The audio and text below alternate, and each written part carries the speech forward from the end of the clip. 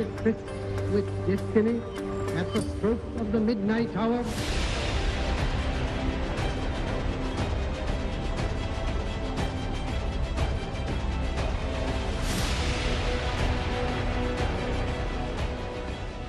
संसद के जिन इमारतों के बीच 8 दशक पहले भारत के समृद्ध लोकतंत्र की बुनियाद पड़ी थी, आज उन दरो दीवारों को अलविदा कहने का वक्त था।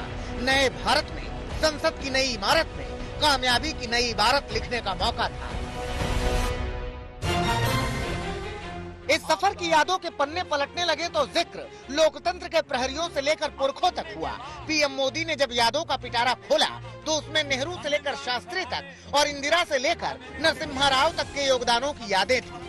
वो सुखद यादें जिन पर पूरा सदन तालियां बजा रहा था। बहुत सी बातें ऐसी थी जो सदन में हर किसी की ताली की हकदार थी, लेकिन शायद राजनीति उसमें भी आड़े आ रही है। नेहरू जी के योगदान का गौरव गान अगर इस सदन में होता है, कौन सदस्य होगा जिसको ताली बजाने का मन न कर जाए। लोकतंत्र के इस सफर के स्मृतियों में सब कुछ अच्छा ही नहीं था। पीएम मोदी ने बांग्लादेश युद्ध के लिए इंदिरा गांधी की तारीफ की तो इमरजेंसी का भी जिक्र किया, परमाणु डील की तारीफ की तो कैश फॉर वोट का भी जिक्र किया। बांग्लादेश की मुक्ति का आंदोलन और उसका समर्थन भी इसी सदन ने इंदिरा गांधी के नेतृत्व में किया था। इसी सदन ने इमरजेंसी में लोकतंत्र पर होता हुआ हमला भी देखा था। न्यूक्लियर टेस्ट भारत के सामर्थ्य का परिचायक बन गया और इसी सदन में मनमोहन जी की सरकार कैश फॉर वोट को भी, उस कांड को भी सदन ने देखा है।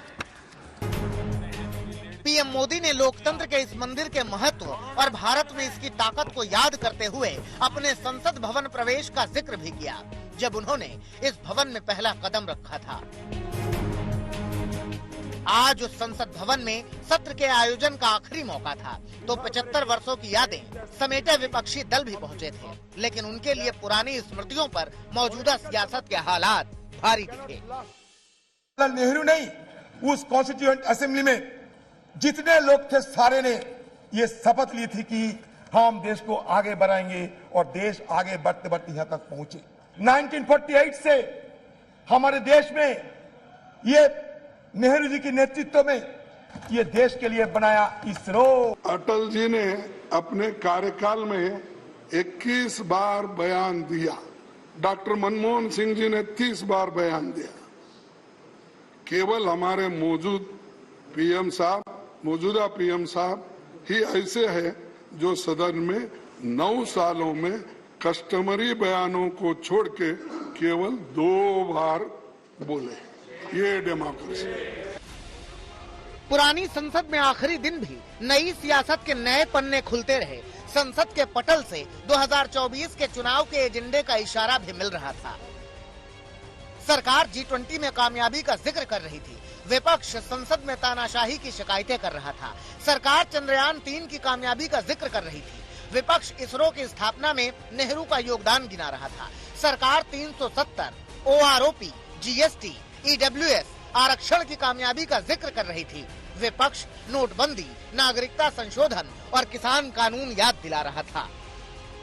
सरकार छोटे सत्र में ऐतिहासिक फैसलों का प्रण दिखा रही थी, विपक्ष महंगाई, बेरोजगारी और किसानों का संकट गिना रहा था। सरकार नए भारत में उमंग और विश्वास की बात कर रही थी, विपक्ष मणिपुर, जम्मू कश्मीर की याद दिला रहा था। मतलब संसद की पुरानी इमारत भले छूट गई हो, नए भारत में संसद का नया भवन भले ही तैयार हो गया हो, लेकिन पॉलिटिक्स की पुरानी रीति कायम है और अच्छे बुरे हर मौके पर चुनावी सियासत की रवायत भी कायम है। आज तक ब्यूरो।